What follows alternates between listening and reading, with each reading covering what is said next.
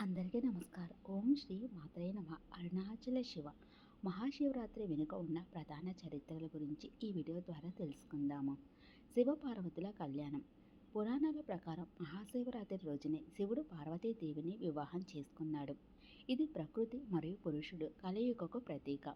అందుకే ఈరోజు భక్తులు శివపార్వతుల కళ్యాణాన్ని వైభవంగా నిర్వహిస్తారు. లింగోద్భవం.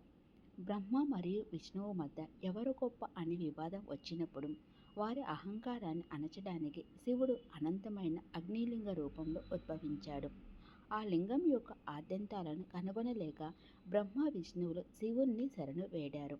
అలా శివుడు లింగ రూపంలో ఆవిర్భవించిన రోజే శివరాత్రి. సముద్ర మథనం. హాలాహల భక్షణం.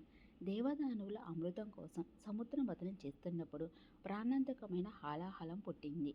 లోకాలను రక్షించడం కోసం శివుడు ఆ విషయాన్ని మింగాడు. ఆ విషయం గొంతు దాటి లోపలికి వెళ్లకుండా పార్వతీదేవి శివుని కంఠాన్ని గట్టిగా పట్టుకుంది. అలా విషం గొంతులోని ఉండిపోవడం వల్ల శివుని కంఠం నీలం రంగులోకి మారిపోయింది. అందుకే ఆయనను నీలకంఠుడు అంటారు. ఆ విష ప్రభావం వల్ల శివుడు స్పృహ కోల్పోకుండా ఉండడానికి దేవతలు ఆ రాత్రంతా జాగారం చేస్తూ శివనామస్మరణ చేశారు.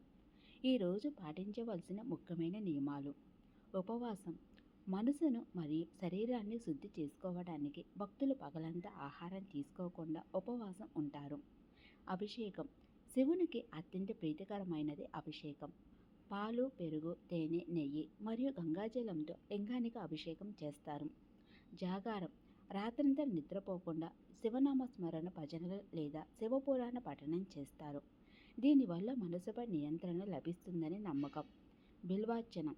త్రిదళం త్రిగుణాకారం అని పిలువబడే మారేడు దళాలతో పూజించడం వల్ల జన్మజన్మల పాపాలు తొలగిపోతాయని భక్తుల విశ్వాసం. ఈ వీడియో మీకు నచ్చితే లైక్ చేయండి, షేర్ చేయండి. అరుణాచల శివ.